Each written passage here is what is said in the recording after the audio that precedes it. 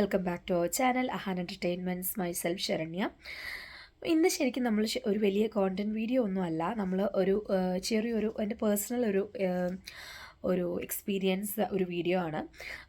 ശരിക്കും പറഞ്ഞാൽ ഞാൻ ന്യൂസിലാൻഡ് രജിസ്റ്റേർഡ് നഴ്സായി വർക്ക് ചെയ്യാൻ തുടങ്ങിയിട്ട് 5 വർഷം കംപ്ലീറ്റ് ചെയ്ത് കഴിഞ്ഞു. 2019 ഏപ്രിൽ 16 ഞാൻ ജോലിക്ക് കയറിയത് രജിസ്റ്റേർഡ് നഴ്സായിട്ട്. ഇപ്പം ശരിക്കും കൃത്യം 5 വർഷം കഴിഞ്ഞു. അപ്പോൾ ഈ കഴിഞ്ഞ 5 വർഷത്തിൽ ഞാൻ സ്ഥിരം ഒരു 2 വർഷത്തിന് ശേഷം എൻ്റെ രജിസ്ട്രേഷൻ കഴിഞ്ഞ് 2 വർഷം തുടങ്ങി ഞാൻ കേൾക്കുന്ന ഒരു ചോദ്യത്തിന് റാഷണലൈസ് ചെയ്ത ഒരു ഉത്തരവുമായിട്ടാണ് ഇന്നത്തെ ഈ വീഡിയോ.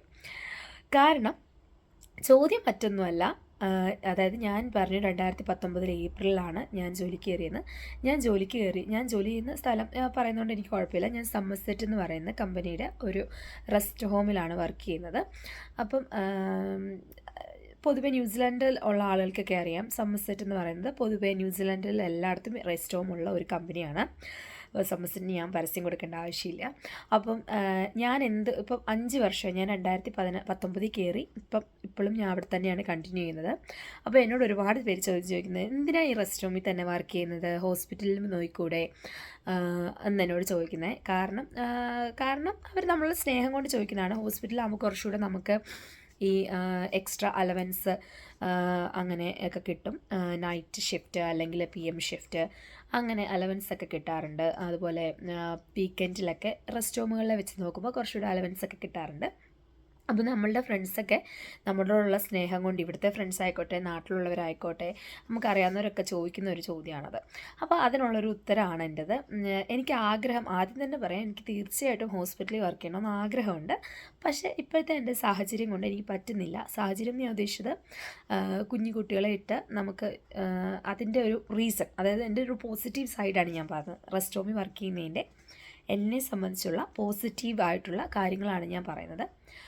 ഒന്ന്, ഞാൻ താമസിക്കുന്ന നേപ്പിയറിലാണ്. അപ്പം എനിക്ക് എൻ്റെ വർക്ക് പ്ലേസിൽ നിന്ന് വീട്ടിലേക്ക് 2 കിലോമീറ്റർ താഴെയാണ് ദൂരമുള്ളത്. അപ്പോൾ ശരിക്കും പറഞ്ഞാൽ എനിക്ക് ഒരു 2-3 മിനിറ്റ്സ് ഡ്രൈവ് ഉള്ളൂ വീട്ടിൽ നിന്ന് റെസ്റ്റ് ഹോമിലേക്ക്. അപ്പം അതെനിക്ക് ഭയങ്കര കൺവീനിയൻ്റ് ആണ്. അതേസമയം എനിക്ക് റെസ്റ്റ് ഹോമിൽ ഇവിടുന്ന് ഹോസ്പിറ്റലിൽ പോകണമെങ്കിൽ 15 കിലോമീറ്റർ ഉണ്ട്. അപ്പോൾ നമ്മൾ ഈ തിരക്കുള്ള ബിസി ടൈമിൽ ട്രാവൽ ചെയ്യണമെങ്കിൽ മിനിമം ഒരു ഞാൻ ഭയങ്കര ഡ്രൈവിംഗ് സ്കില്ലുള്ള ആളല്ല. അപ്പം എന്നെ സംബന്ധിച്ച് ഒരു അരമണിക്കൂറൊക്കെ നമ്മൾ എല്ലാ പാർക്കിങ്ങൊക്കെ കണ്ടുപിടിച്ച് ഡ്യൂട്ടിക്ക് എത്തണമെങ്കിൽ അരമണിക്കൂർ വേണ്ടി വരും. അപ്പം ശരിക്കും പറഞ്ഞാൽ ഒരു 5 മിനിറ്റ്സ് അങ്ങോട്ടും ഇങ്ങോട്ടും സ്പെൻഡ് ചെയ്യുന്ന ഞാൻ എൻ്റെ ദിവസത്തിൽ ഒരു 1 അവർ ട്രാവലിങ്ങിന് മാത്രം സ്പെൻഡ് ചെയ്യേണ്ടി വരും. പിന്നെ ഉള്ളത്, ഞാനിപ്പോൾ ചെയ്യുന്നത് പെർമനൻറ്റ് PM മാത്രമാണ് ചെയ്യുന്നത്. അങ്ങനെ എനിക്ക് കോൺട്രാക്റ്റ് ഒന്നുമില്ല. എന്നാൽ പോലും ഞാൻ എൻ്റെ കൺവീനിയൻസ് അനുസരിച്ച് എനിക്ക് എപ്പോഴും PM ഷിഫ്റ്റ് ഈ AM ഒന്നും ചെയ്യേണ്ടി വരാറില്ല, അല്ലെങ്കിൽ നൈറ്റ് ചെയ്യേണ്ടി വന്നിട്ടില്ല. ഞാൻ അങ്ങോട്ട് എനിക്ക് ഞാൻ അവൈലബിൾ ആയിരിക്കുമ്പോൾ ഞാൻ പറഞ്ഞ് പിക്ക് ചെയ്യുന്നതല്ലാതെ കമ്പൽ ചെയ്ത് നൈറ്റ് ചെയ്യണം അല്ലെ AM ചെയ്യണം എന്ന് പറഞ്ഞ് ഒരു ബുദ്ധിമുട്ട് വന്നിട്ടില്ല. അപ്പം ഹസ്ബൻഡ് സ്ഥിരം AM ഷിഫ്റ്റാണ് ചെയ്യുന്നത്, ഞാൻ PM ഷിഫ്റ്റ് ചെയ്യും. അപ്പോൾ ഞങ്ങൾക്ക് കുഞ്ഞുങ്ങളെ ഹസ്ബൻഡ് വീട്ടിൽ വന്നതിന് ശേഷം മാത്രം എനിക്ക് ഡ്യൂട്ടിക്ക് പോയാൽ മതി. അപ്പോൾ ശരിക്കും നമ്മൾ ആ വീക്കെൻഡൊക്കെ ആണെങ്കിലും പബ്ലിക് ഹോളിഡേ ആണെങ്കിലും കുഞ്ഞുങ്ങളെ കിൻഡി വിടണം, അല്ലെങ്കിൽ നമുക്ക് ഒരു ഡേ കെയർ ഫെസിലിറ്റി അങ്ങനെ നമുക്ക് ടെൻഷനില്ല. കാരണം എല്ലാ ദിവസവും ഹസ്ബൻഡ് വന്നതിന് ശേഷം മാത്രം എനിക്ക് ഡ്യൂട്ടിക്ക് ഇറങ്ങിയാൽ മതി, ഇത്ര അടുത്തായതുകൊണ്ട്. അപ്പം പിന്നെ ഒരു 2 മിനിറ്റ് വൈകിയാലും നമുക്ക് ഒന്ന് പറഞ്ഞാൽ 2 മിനിറ്റ് ഇല്ല 10 മിനിറ്റ് വൈകി എന്ന് പറഞ്ഞാലും നമുക്ക് കുഴപ്പമില്ല. പക്ഷേ നമുക്ക് ഹോസ്പിറ്റലിൽ വർക്ക് ചെയ്യുമ്പോൾ നമ്മൾ 10 മിനിറ്റ് വൈകിയേ വരുമെന്ന് പറയാൻ പറ്റില്ല. അത് നമ്മൾ ഇതുപോലെയല്ല അവിടുത്തെ സിസ്റ്റം. അതുകൊണ്ട് പിന്നെ മറ്റൊരു കാര്യം എന്ന് പറഞ്ഞാൽ, ഇപ്പോൾ എല്ലാവരും ബേസിക്കലി നമുക്ക് പറയുന്ന അതെന്ന് പറയാൻ ഏറ്റവും മെയിനായിട്ടൊരു അഡ്വാൻറ്റേജ് പറയുന്ന ഹോസ്പിറ്റലിലെ നമ്മുടെ റെമ്യൂണറേഷൻ അലവൻസ് ഒക്കെ തന്നെയാണ്. അപ്പം ഞാനിപ്പം എന്നെ സംബന്ധിച്ചിടത്തോളം ഹോസ്പിറ്റലിലെ ഇപ്പം ഞാൻ വർക്ക് ചെയ്യുന്ന കമ്പനിയിൽ ഹോസ്പിറ്റലിലെ ലെവൽ 7 നഴ്സിംഗ് സാലറിന്ന് വളരെ കുറച്ച്, അതായത് സെൻസ് എന്ന് പറഞ്ഞാൽ വളരെ പൈസ മാത്രം, നമ്മൾ മലയാളത്തിൽ പറഞ്ഞാൽ രൂപയല്ല പൈസ വ്യത്യാസമേ ഉള്ളൂ, ഡോളറിലെ സെൻറ്റിൻ്റെ വ്യത്യാസമേ ഉള്ളൂ ഇവിടുത്തെ അവർലി റേറ്റ് ഞാൻ വർക്ക് ചെയ്യുന്നിടത്ത്. അപ്പോൾ ശരിക്കും ഞങ്ങൾക്ക് അതുപോലെ നല്ല വീക്കെൻഡ് അലവൻസ് ഉണ്ട്. ഹോസ്പിറ്റലിന് അത്രയും ഇല്ലെങ്കിലും അതിനോടനുബന്ധിച്ച് വീക്കെൻഡ് അലവൻസ് ഉണ്ട്. അപ്പം ഞാനിപ്പം അതിലെനിക്ക് കൺവീനിയൻ്റ് ആയിട്ടുള്ളൊരു സാലറി കിട്ടുന്നുണ്ട്. അപ്പോൾ ശരിക്കും ഞാൻ എന്നെ സംബന്ധിച്ച് ഞാൻ നോക്കുമ്പം എൻ്റെ ഡെയിലി ഉള്ള ഈ ഒരു ഹോസ്പിറ്റലിൽ എന്തായാലും നമ്മൾ റൊട്ടേഷൻ ഷിഫ്റ്റ് ചെയ്യണം, AM PM നൈറ്റ് ചെയ്യേണ്ടി വരും. അപ്പോൾ നമ്മൾ അതനുസരിച്ച് പിള്ളേരുടെ ഡേ കെയർ, ഹസ്ബൻഡിൻ്റെ ജോലി, ഇപ്പോൾ പോകുന്ന നമ്മളുടെ ഒരു സന്തുലിതാവസ്ഥ നഷ്ടമാകും. അപ്പം ശരിക്കും ഞങ്ങളെ വെച്ച് നോക്കുമ്പോൾ ഞങ്ങളുടെ ആ ഫാമിലി ലൈഫ്, വർക്ക് ലൈഫ് ബാലൻസും പ്ലസ് ഈ ട്രാവലിങ്, പാർക്കിംഗ് കണ്ടുപിടിക്കാനുള്ള ബുദ്ധിമുട്ടുകൾ, പിന്നെ പെട്രോളിൻ്റെ ഇത്രയും 15 കിലോമീറ്റേഴ്സ് പോയി വരുന്ന പെട്രോൾ, 15 വരുമ്പോൾ 30 കിലോമീറ്റർ പോയി വരുന്നതിൻ്റെ പെട്രോളിൻ്റെ അലവൻസ്, അതെല്ലാം വെച്ച് നോക്കുമ്പോൾ എൻ്റെ പേഴ്സണലി എനിക്ക് തോന്നുന്നു എനിക്കിപ്പോൾ കിട്ടുന്ന സാലറിയുമായിട്ട് വലിയ വ്യത്യാസം വരത്തില്ല. അത് ഈ റൊട്ടേഷൻ ഷിഫ്റ്റ് ചെയ്യണം എന്നുള്ള ബുദ്ധിമുട്ടും എല്ലാം കൂടെ വെച്ച് നോക്കുമ്പോൾ ഇപ്പോൾ കിട്ടുന്ന സാലറി ഹോസ്പിറ്റലിൽ ഇതിൽ കൂടുതൽ കിട്ടുമെന്നുണ്ടെങ്കിൽ പോലും കുഞ്ഞു കുട്ടികളെ വെച്ച് നോക്കുമ്പോൾ ഇതാണ് എൻ്റെ പ്രയോറിറ്റി. ഇപ്പോൾ കിട്ടുന്ന സാലറിയിൽ ഞാൻ വളരെയധികം ഹാപ്പിയാണ്. എനിക്ക് ഒരിക്കൽ പോലും ഹോസ്പിറ്റലിൽ കിട്ടുന്ന അത്ര എനിക്ക് കിട്ടിയില്ലല്ലോ, അല്ലെ കിട്ടുന്നില്ലല്ലോ, $100 $100 എനിക്ക് കുറവാണല്ലോ കിട്ടുന്നത്, അങ്ങനെ ഞാൻ ചിന്തിച്ചിട്ടില്ല. കാരണം ഞാനങ്ങനെ എല്ലാവരും അങ്ങനെയല്ല പറയുന്നത്, ഞാൻ പൊതുവെ അങ്ങനെ ചിന്തിക്കാറില്ല. പക്ഷേ പേഴ്സണലി എനിക്ക് ഭയങ്കര ആഗ്രഹമാണ് ഹോസ്പിറ്റലിൽ വർക്ക് ചെയ്യണം എന്നുള്ളത്. കാരണം നമ്മളിപ്പം ഞാൻ പണ്ട് നാട്ടിൽ വർക്ക് ചെയ്തപ്പം ഞാൻ ട്രിവാൻഡ്രത്തും കോട്ടയത്തും മെഡിക്കൽ കോളേജിലാണ് വർക്ക് ചെയ്തത്.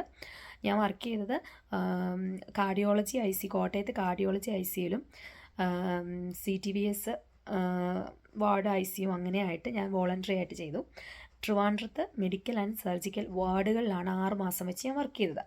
അപ്പം ഏകദേശം തിരക്ക്, മെഡിക്കൽ കോളേജിൻ്റെ സിസ്റ്റമൊക്കെ അറിയാവുന്നവർക്കറിയാം, നല്ല തിരക്കുള്ള സ്ഥലത്ത് വർക്ക് ചെയ്ത ആളാണ്.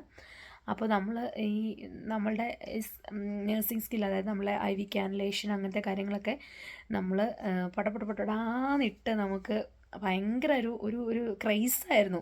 കിട്ടാത്ത ക്യാനിൽ പോയി ഇടുക എന്നുള്ളത്, ആർക്കും കിട്ടാത്ത പോയി കണ്ടുപിടിച്ചിടുക എന്നുള്ളത് നമുക്ക് ഭയങ്കര ക്രൈസുള്ളൊരു കാര്യമായിരുന്നു അതൊക്കെ. പക്ഷെ ഇപ്പോൾ അതൊക്കെ ശരിക്കും മിസ് ചെയ്യുന്നുണ്ട്. നമ്മൾ കാർഡിയോളജി ICUവിലൊക്കെ നമ്മൾ തന്നെ വർക്ക് ചെയ്ത സമയത്ത്, നമ്മൾ ഇൻറ്റേൺഷിപ്പ് ചെയ്തുകൊണ്ടിരുന്ന സമയത്ത് തന്നെ നമ്മൾ തന്നെ വർക്ക് ചെയ്ത മീൻസ് അങ്ങനെ നമ്മൾ മെഡിക്കൽ കോളേജ് സാഹചര്യമാണ്. നമുക്കെപ്പോഴും കൂടുതൽ സീനിയർ നഴ്സുമാർ ആക്സസിബിൾ ആണ് അടുത്ത്. പക്ഷെ നമ്മൾ തന്നെ ആയിരിക്കും മിക്കവാറും മാനേജ് ചെയ്യുന്നത്. പിന്നെ നമുക്ക് എന്തെങ്കിലും എമർജൻസി വരുമ്പോൾ അവർ വിളിക്കുക, അങ്ങനെയായിരുന്നു. പക്ഷെ എന്നാൽ പോലും അങ്ങനെ ഒരു സിസ്റ്റത്തിൽ ഇനിയിപ്പോൾ നമ്മൾ റെസ്റ്റോമി തന്നെ മാക്സിമം നമ്മൾ ചെയ്യുന്നത് മാസത്തിലൊരിക്കൽ ഒരു IM ഇഞ്ചക്ഷൻ ആയിരിക്കും റെസ്റ്റോമി ചെയ്യുന്നത്. അപ്പോൾ അത് വെച്ച് നോക്കുമ്പോൾ ഭയങ്കരമായിട്ട് നമ്മൾ മിസ് ചെയ്യുന്നുണ്ട്. പിന്നെ റെസ്റ്റോമി വെച്ച് നോക്കുമ്പോൾ ഒരു ഡിസഡ്വാൻറ്റേജ് എനിക്ക് തോന്നുന്ന ഒരു ഡിസഡ്വാൻറ്റേജ് റെസ്റ്റോമി വർക്ക് ചെയ്യുമ്പം, ഇപ്പം ഹോസ്പിറ്റലിൽ പോകണം എന്നുള്ള മറ്റൊരു റീസൺ, എനിക്ക് പോകണം എന്ന് ആഗ്രഹമുള്ളതിൻ്റെ റീസൺ, റെസ്റ്റോമി നമുക്ക് പൊതുവെ കുറച്ച് മെൻ്റൽ സ്ട്രെസ്സ് കൂടുതലാണ്.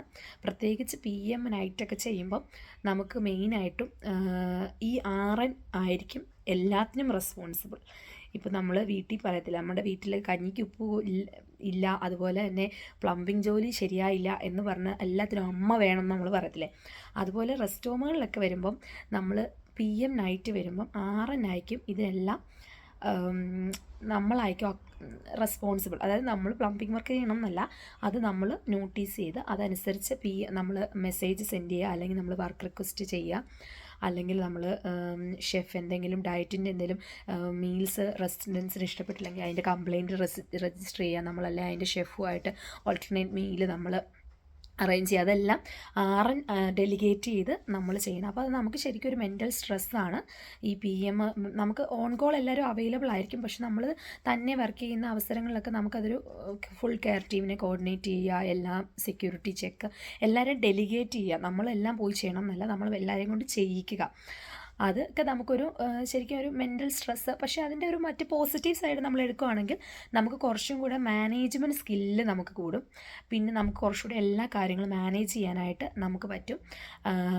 അത് നമ്മളുടെ ശരിക്കും ഒരു സ്കില്ല് തന്നെയാണ് നഴ്സിംഗ്. നമ്മളുടെ ക്ലിനിക്കൽ സ്കില്ല് മാത്രമല്ല, മാനേജ്മെൻറ്റ് സ്കില്ലും നഴ്സിങ്ങിൻ്റെ ഒരു വശം തന്നെയാണ്.